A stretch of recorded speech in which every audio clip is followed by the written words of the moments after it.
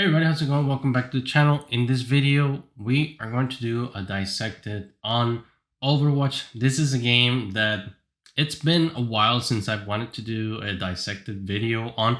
For those of you who are new to the channel, Dissected video is we take a look at the in-game assets, whether it's environment or characters, and try to analyze them in Blender. The reason why this Dissected video, I put it off for so long is because Overwatch is the game that pretty much inspired the art style that I love to do when I create character art. In fact, back in the day when I was learning 3D, Overwatch came out. It's one of the things that brought me to do character art, and while I can do stylized and realistic, the Overwatch style, let's call it that, is my preferred style to do so. So I was not going to do a Dissected video without having a character of my own present in the video. So that is another thing we're going to take a look at today. I built a character just to kind of gather all my tools and all my techniques because it's been a while since I've done characters from scratch. I almost forgot how much fun it is to make a character from scratch all the way and not just modifying metahumans. This video, we're not going to focus on the gameplay of Overwatch. It's been around for so long that I think everybody knows what it is about. There are some things that I'm going to be addressing. We're also going to take a look at some models. So make sure you watch all the way to the end. There will be chapters in the description down below for each part of the video. Let's get started. A couple of things that I wanted to address about Overwatch as a whole. Every now and then when a skin comes out for a character that's on the sexy realm, there are certain accounts that always come out to say like, oh, Overwatch is going back to its root, they stopped being woke and all that. Overwatch has always been woke. All the time, since it came out. You look at the characters, look at how they're constructed, look at how DEI-ish they are. That lately has kind of been an issue to them because once you pick your audience, it's pretty hard to let that audience go. Whenever they make some sort of sexy skin, there's a particular side of the internet that comes out complaining that it's, oh, this is horrible, blah, blah, blah. Yeah, unfortunately, that's the kind of crowd that they attracted from the beginning, and there is no getting away from that. Like, when Marvel Rivals comes out with a new skin for, like, I think the Black Cat skin is the one that was recently posted at the moment that I'm recording this video. Super sexy. It has very sexualized moves and everybody loves it. Very few people are crying about it, but that's because of the crowd that the Marvel Rivals appeal to from the get-go. Their target audience love what they do. I don't think Overwatch is ever going to get to the level of Marvel Rivals because of the audience that they've cultivated since the beginning. Another thing that I wanted to talk about when regards to the game is Overwatch is a hero shooter with a diverse set of characters that is a live service. And Overwatch has been around for, I think, 10 years now. So what makes it different from the Concord live games that we're getting nowadays, like Concord, Highguard? Some people say Marathon. I don't think that Marathon is in that camp yet, but there's other games that are coming out that are in that camp. So why is it that Overwatch can keep going while those games fail? And there's a couple of reasons. For one, the gameplay. One of the issues that I see in those hero shooters that Overwatch does different is the gameplay. Overwatch is a hero shooter, but not every character is a shooter. So what do I mean? Let's say if you use Moira is, yeah, she is a healer, but she can function as a DPS, and the way that she does DPS has nothing to do with shooting. Same thing with someone like Mercy. You can heal, but you can also empower other players. You can be a melee like Brigitte or Reinhardt. So there are characters for those people who are not looking for an actual shooter. As far as I remember, Concord, everybody had guns, and all the hero part was done with their ults. Same thing with Highguard. Highguard, everybody had guns, everybody had rifles and pistols and snipers. The only difference between the characters was their ult, I guess, and there were some skills here and there. But in the case of Overwatch, you actually have different kits for different heroes. Whether the kits have gotten very repetitive recently, that's another story. But in general, the game for each character offers a completely different kit. Not everyone is a shooter. Actually, you got the generic shooter, which is Soldier 76, which is the character that I like to play for the most part. And then you have other characters for people that don't know how to aim, like Bastion. The other reason why I think Overwatch is succeeding where these other Concord-like games have failed, because of their style. If you look at something like Highguard, if you see all the characters that they have, each character looks like they're from different games. I'm sorry, they may resemble the realistic art style with a bit of a stylization, but most of them look like they're from different games. If you see all of the characters from Overwatch, they're very diverse, they're different colors, different species, we got robots, but they all look like they belong in the same universe. They all look like they belong in the same game. They have design features that it's shared across everything, whether you're a monkey or a giant guy with a belly or a tiny girl. Everybody has the same design philosophy. Doesn't matter what they do with their kit. The design philosophy, you can see it in their armor, you can see it in their textures, you can even see it in the beveling of certain parts of the geometry, which is not the case for those Concord-like games. At least for Highguard, it seemed like they went on ArtStation. They grabbed the first, I think I said that on my Highguard video, they grabbed everything that they saw on the first page of ArtStation and call it a day, and that was it. And that's why it looks so disjointed. That has a lot to do with the appeal of your game. And that's why where others have failed, even though the description for Overwatch is exactly the same as the description for Concord, Highguard, Overwatch, still around. And I know this is going to bother some people, but I think Overwatch is going to be passed way longer, way longer after marathons stop existing. And with that being said, let's go to the models. All right, here we are in Blender, so we can look at the characters, and I got 3 characters, so I can show a couple different things. One female, Diva, Soldier. I think he's the most standard character in Overwatch. He's also my favorite, although I don't consider myself a Soldier main. And Reinhardt, so we can see like differences in a character that is mostly hard surface and metal. Now, the program that I use to bring these characters out is very robust. So it brings out all the textures. There's even a custom node here in Blender. So everything that you see in here is mostly from what you would see inside of Blizzard's engine. And you can see that the metal bits, it all looks the same as it would look on the game. The specularity is almost the same as it would look on the game. Now, just to show you these stats, you can see that she is 35,000 triangles, which is fine.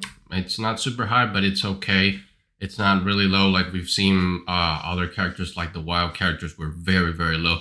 One of the advantages of this is that you get a really optimized game. It's very important when it comes to choosing your art style. I've said this several times, but when you choose your art style, you choose your poly count. When you got these stylized art style, but still it's PBR, you can have a very performant game, unlike when you go full realistic where you probably need higher poly count models. We've seen some models here that go in the hundreds of thousands, and you can see how great this model looks without being that high poly. Now you can see that mesh-wise, she is much more dense in the face than it's in the rest of the body, because these characters do come with some facial expressions. I didn't bring the skeleton because we usually don't look at the skeletons here in Dissected videos, but she does have facial expressions for all the emotes and all that. Another interesting thing is that almost all of these characters, the main body mesh is broken in several pieces. So I reckon it has to do with the fact that it's easier to rig, and also because you can symmetrize things. We're going to see that in the UVs. You can see that you can pretty much delete one side completely and just use symmetry here in Blender, and you'll get the other sides. I've shown that trick before, but we'll talk about that when we get to the UVs. Now, another interesting thing about these characters is when it comes to the eyes, it's not just the eyeball. You have this mesh right here, which usually represents the occlusion. Metahumans have that mesh as well. You have another mesh behind it, which is the kind of like the reflection and like all the wetness from the eyes, and behind that is the actual eyeball. Now, if we see her without textures or anything, you can see that, and a lot of characters, especially from Overwatch 2 skins, do have this where certain parts of the body are just, you know, a piece of geometry on top that signifies the decal. So if we go back here, you can see that these are pretty much the decals for her suit, like sponsorship stuff. And a lot of characters do have this. And I reckon because it's easier to change up with the skins. Now, if we go into the main body, now here you can see the UVs from D.Va. As we've talked about before, the UVs from like the Blizzard way, or at least I call it that, is that your UVs are fully rectified. So if we select everything, you can see that most of the UVs, absolutely not everything is rectified, but you can see like this part of the leg is very square, except for this, of course, but this is very, very square. Now, I've read some people online that do not like this kind of workflow because they claim it distorts a lot when you're texturing.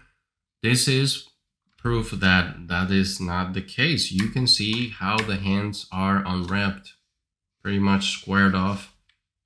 And as far as I can see, there is no distortion on her textures. Everything works fine. And the advantage of unwrapping this way is that it's much easier to pack. You can pack a lot more UV here as opposed to if you have a lot of curve and shapes that are just going around. All right, let's go to Reinhardt. Reinhardt is pretty much hard surface. The only thing that's not hard surface on him, it's maybe like straps on his head. But you can see all of the things he has on him. He does have a lot of hair cards. If you saw from D.Va, her hair, and even in Reinhardt here, big clumps of his hair are like modeled meshes and not hair cards, but some of the little clumps here, because he has such a thick beard, are just hair cards instead of just one modeled mesh. Now, interesting enough, Reinhardt is much higher poly than D.Va. You can see that he's 74,000 triangles as opposed to D.Va, which was 35,000. However, D.Va in game, she is mostly her robot. That the D.Va that I showed you is just what people call the baby D.Va once she gets out of her mech. So that is why there's that big of a gap in between these two. It's because this is the full character that you see all the time in game. The D.Va, not so much. You usually just see the mech. That being said, it also has to do with the fact that this character has a lot more detail.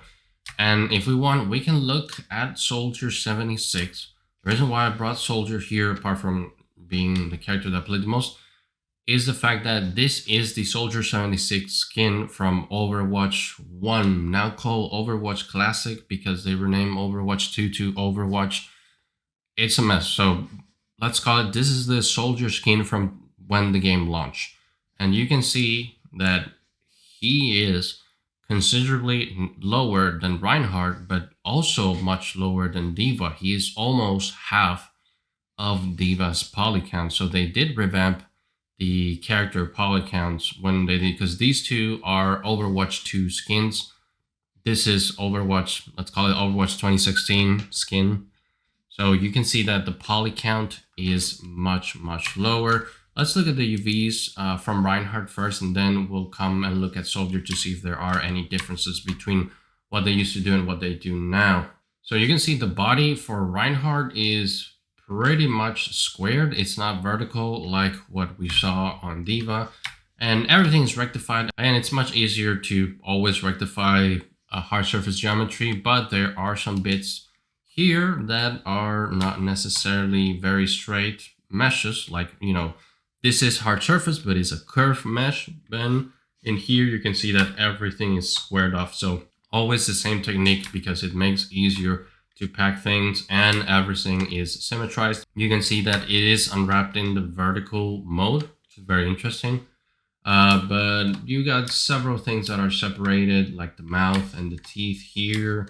You got the ears and everything. And you can see there are always bits that are rectified as much as possible just to make sure that you can take advantage of all that UV real estate. All right, here we are with Soldier to see if there was any difference between Diva and him, and there kind of is. You can see that his whole head and body is in one texture, just like Diva's. Diva's also in one texture. Reinhardt, I think it's one of the ones that is different, but you can see everything here is in one texture, and you can see that, funny enough, the body occupies a lot more real estate than the face, mostly because you don't see Soldier 76 face that much. So your UV size also depends on the texel density that you want to give your character for what is everyone seeing.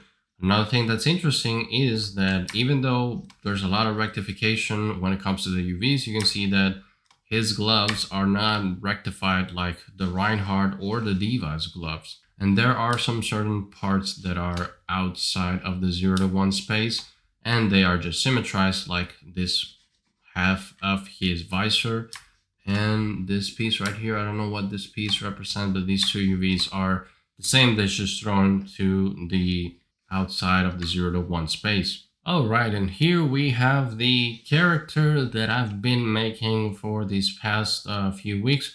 And the reason why I haven't posted as often as I usually do is because I've been focusing on her. She is a fully custom character. She is wearing the metahuman topology. We're going to see that in Blender in a bit.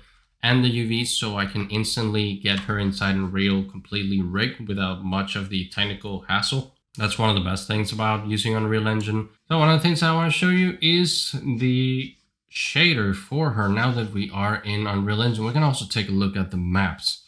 Now if we go into the shader, here she is. Very basic shader, by the way, nothing too fancy.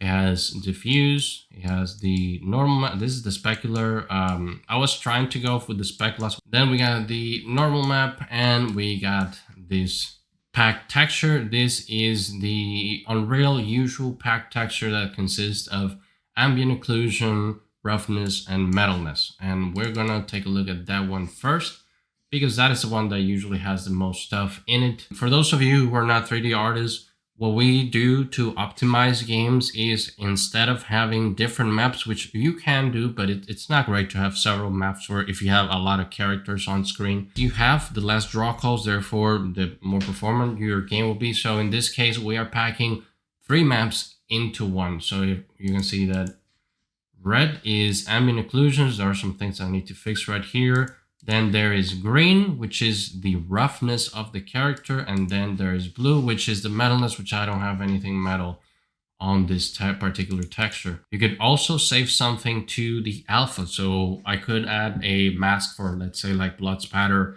or dirt or something like that to the alpha and have another map that is saved into one single texture. Another thing that is particular from these is the fact that you can see that these are tiled. This is not like the Overwatch maps, which are vertical or horizontal. This is a UDIM tile. This is how metahumans work.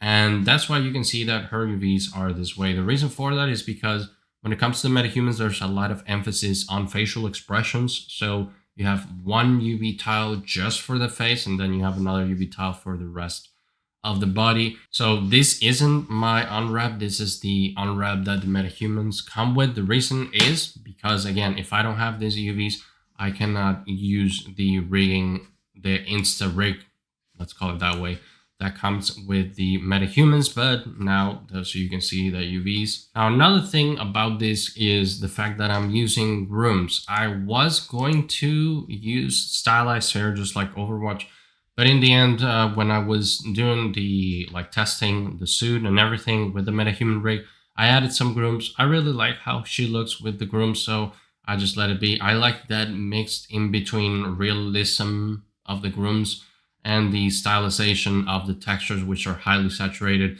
The facial textures is also made by me, by the way. This isn't the facial texture that you're gonna get with the metahuman, and it's exactly the same that you see here. So it's not even using the fancy metahuman shader. This is just using a simple shader. Now, I'm not gonna talk a lot about the weapon because I didn't model the weapon. This is an asset that I bought, and it didn't come with UV, so I just UV'd and added textures in Substance Painter to match her style. Alright, and here we are in Substance Painter because a lot of people like my last video where I showcased a character that was making Substance Painter. This is how I made her whole bodysuit texture and face. Actually, the face I made in Photoshop, we'll talk about that in a bit.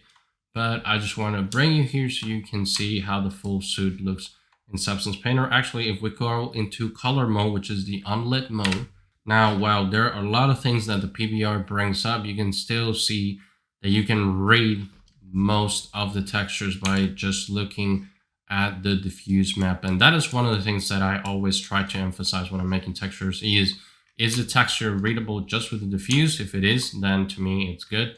And if it's not, it of course need more work. But when we go into the material, you can see that with all the PBR goodness, then she looks amazing. Now I do have a ton of layers here. I'll break down my whole workflow for this character in my other channel that you can see right here. I'm going to leave a link in the description down below if you want to subscribe to that. That is going to be the channel where I'm going to start posting workflow and tutorials, because from what I've seen on this channel, nobody watches those. They are the least watched of my videos. So I'm going to start throwing my tutorials to that other channel. If you're interested in just the tutorials, then you can go subscribe there. This channel is going to keep to more dissected videos and more of my opinions in video games, mostly because that other channel is my portfolio channel. Now, one of the things that I did, and you can see here that this part only appears if it's being hit by the light. So I added a hex texture just to the roughness map because it gives, I like what it gives, that interesting aspect as opposed to just being another texture in it. That's why you don't see this hex map whenever I'm in the unlit mode, because it's not part of the diffuse, it's completely part of the roughness maps, part of the PBR. Same thing with these dots right here. They are not sculpted, they are painted here in Substance Painter. They are added with a generator that I made with a couple of masks. So that is one of the great things about texturing today. You can hand paint and you can do procedurally generated depending on what you need. Now, when it comes to the face, you can see that the face has a lot of things. Let's go through some of the layers. So this right here is the basic layer. If I turn it off, then everything gets destroyed, because this is the face layer that I made in Photoshop. I still like to make skins in Photoshop. I could make that same thing here in Substance Painter, but my workflow when I started becoming a character artist started in Photoshop, and I think there are some tools that we are still missing here in Substance Painter that I do have in Photoshop to make this kind of skin. Everything else that you see from here, like this skin face, I just added here to get more into the PBR aspects of skin. So if I start turning these off, you can see that it's just the base skin. So there are certain layers here that already come with Substance Painter that add a lot, like subsurface scattering and all that. Then you have all these color maps, which are like I do have the scalp here where the hair is going to go, a little bit of extra ambient occlusion. And we have a lot of other layers that are just for like making the skin what the skin should look like. This is pretty basic when it comes to making skin, whether you're doing realistic or stylized. Now here is the armor, and this is one of the hairs that I was trying for her. Why is the armor in a separate substance file? And that has to do with the fact that the armor, I didn't make the armor with UDIM tiles like the body. There was no reason for that. So I tried to bring this into the same file and it gives me a huge error. So if you know a way of bringing in a non-UDIM mesh into a UDIM file in Substance Painter, let me know, because I've tried every which way and it doesn't work. And you can see all the little bits that I have here for the layers. I have 2 color variations. There's ambient occlusion, there's more ambient occlusion, and I have the emissive maps right here. The color, you can still, like I mentioned, you can still read everything about the armor around here. Everything is these things are lit via the emissive map, so that's why they are not here in the diffuse. But you can see that her armor is completely readable even in the unlit mode. And I just colored her face just because it's weird to look at a blank face. All right, now let's see her in Blender. The reason why we're gonna see her in Blender, you can see that I'm using the hair that she was using in Substance Painter, so we can look at triangle count and geometry and all that. So you can see that she is pretty high poly, and it has to do with the fact that I am using the MetaHuman cinematic version.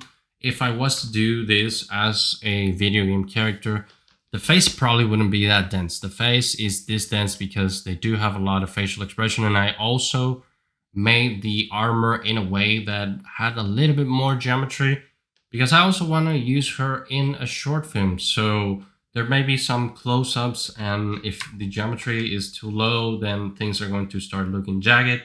So that's why she is pretty high, although if we go by today's standards, 122,000 is actually not that high. Characters average these days is like 150,000 for a current gen character. So she's still within the range. However, if you were to ask me, is this justifiable for a character of this style? Probably not. But because I'm using her for cinematics, she has to be of a certain polygon density. And one of the things about using my own character here is that you don't see any triangles because this is the topology, how it looks before it goes into a game engine. So you can actually see how everything flows around here when it comes to the legs. You can see how the geometry flows around here. Same thing with the side armor pieces. This part of the armor, everything bit of the armor is retopoed by me. This is the MetaHuman geometry, but this is the one that I created. And you can see, you can follow cool flow, and you can see it a little bit better now that we don't have triangles. One of the things that I did with this character also was I just modeled half of it. Like when it comes to the armor, everything that's not unique, I just model half of it and then use symmetry in Maya, and same thing with the UVs.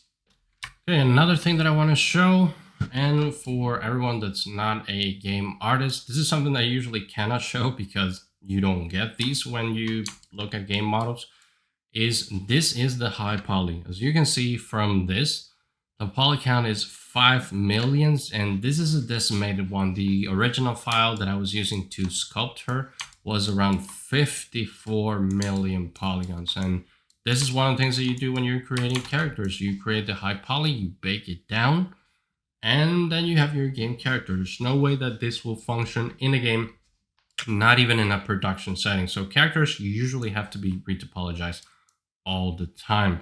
And now you can see that when you make a character, there's always a high poly.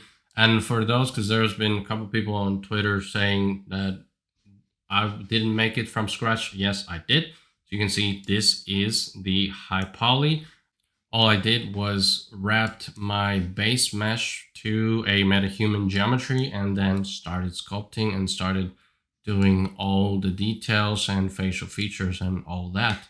All right, everybody, that is it for this video. This was a very fun dissected video to make, especially because I got to include one of my characters. I wasn't gonna go do an Overwatch video without showing one of my characters because this is the game that inspired my art style when it comes to making characters. So let me know your thoughts in the comments sections down below. If you want to look at the workflow, make sure you subscribe to my other channel because that's where I'm going to post the how I made her. Once again, leave a like because it does help the channel a lot. Subscribe if you haven't, and I'll see you in the next one.